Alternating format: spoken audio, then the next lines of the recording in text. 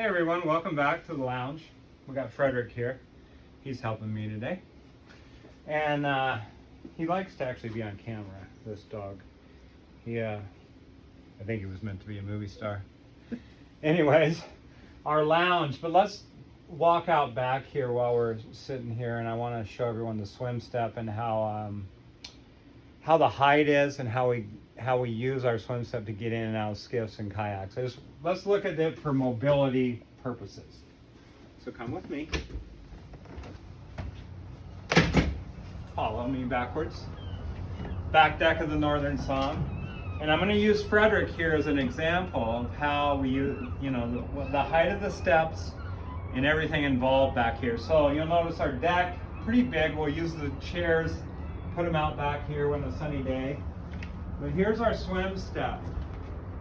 And this is how we get into skiffs, kayaks, or other boats.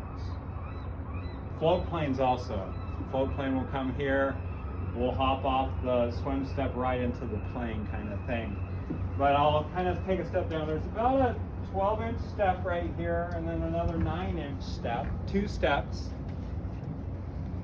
I'm going to put Frederick down so he can you get a perspective of a dog's height versus steps. I think it's a good one. And then our swim platform, we'll call it, or swim step. Notice this ladder. We want to call it that with handrails. We'll park the skiffs right here, and so that when you get in a skiff, really, you're kind of holding here and then stepping right into the skiff. Sometimes this step is used. You can go backwards also to get into a kayak.